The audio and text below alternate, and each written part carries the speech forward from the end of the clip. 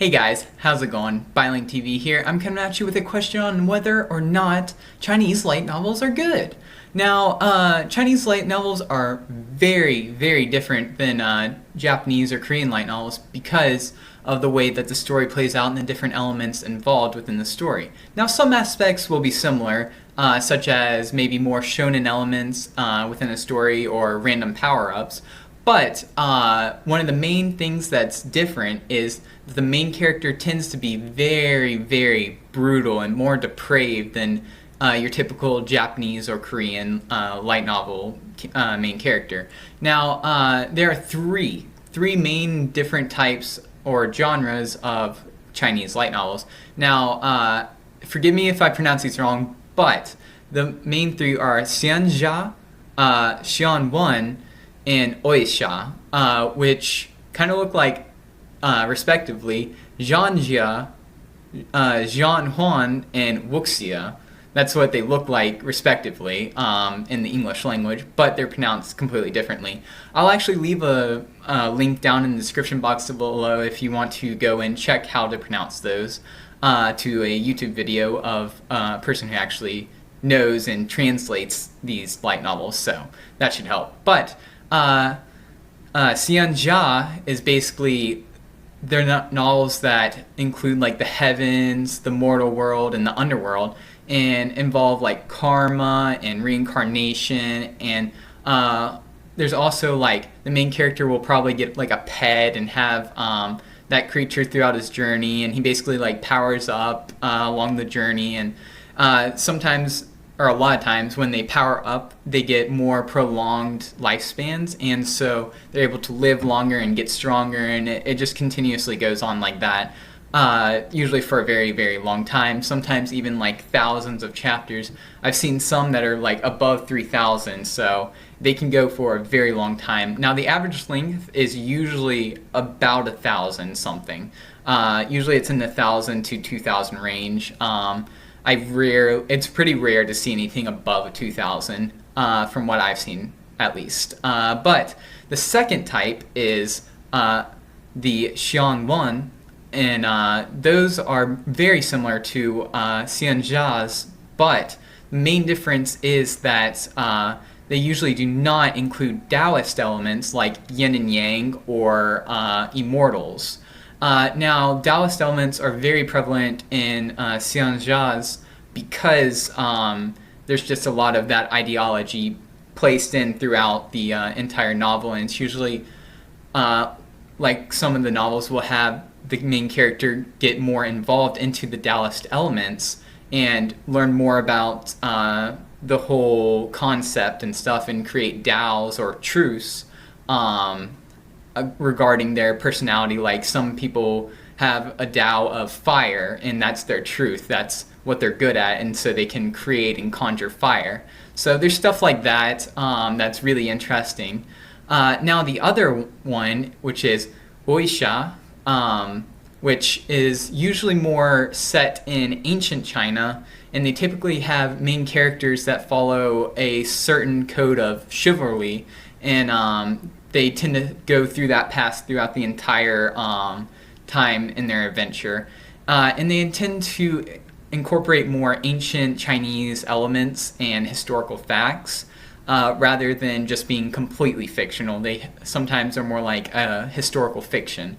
Now, that can change. Sometimes they don't always include that. Sometimes they're more historical, and sometimes they're more fictional. It depends on that. I've seen both types. But anyways, now there's obviously a lot more than just these three. These three are just the main like head honchos of the genres of the different light novels. But these are the big three, so you're going to see others if you go and research and look, but you'll probably see a majority of them being these. My personal favorite of these is the Xianjia's, because I believe that they're very interesting with the Taoist elements included.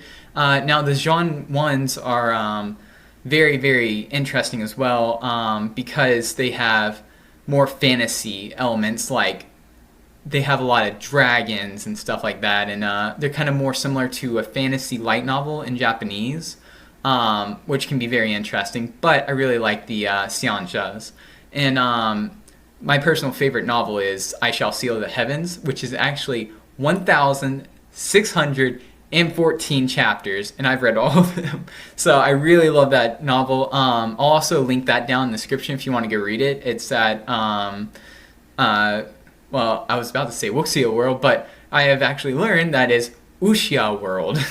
But it's really confusing, the Chinese stuff, and trying to pronounce the novel's names and the different characters' names, especially when you're not Chinese, because it's so different from any English that we're used to.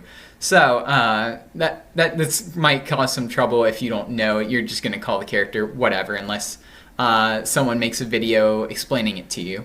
But anyways, now a lot of these novels tend to be owned by Quidion or put on Quidion's site, and there they have like a pay per word. So you'll see a lot of like filler content throughout the entire things, or entire story. Like you'll see filler stuff. That's why they tend to be so long, is because there's a lot of filler and different elements that they just try to incorporate too much stuff, and sometimes it can get a little bit daunting and annoying when you see so much filler, but usually the filler's not too bad, and you can skip most of it, and pretty easily too, because usually they'll have like an entire or they'll do entire chapters worth of filler, and you can kind of just glide past it or just skim it. So it makes it a little bit less daunting of a task when you go through like 1,600 chapters. So don't be too scared away from them. I highly recommend them because in my conclusion as to whether Chinese light novels are good, I would say yes, they are very good.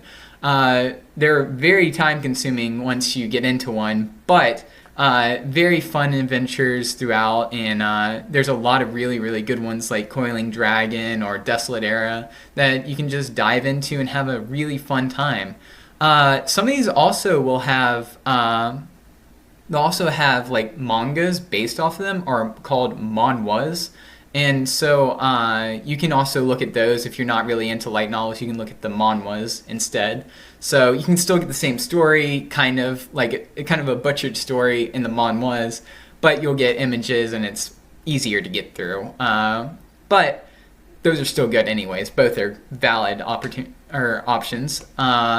Now, there's also, for light novels, they also have, or the Chinese light novels, a lot of the time the main character will start at like level 0 and go to 100. It's usually not any other concept than that. So it's usually the main character powering up and getting stronger throughout the journey, not the main character sitting at the top of the throne and just mitigating all the different activities of the world or something like that. It's very, very shonen-like for a lot of them.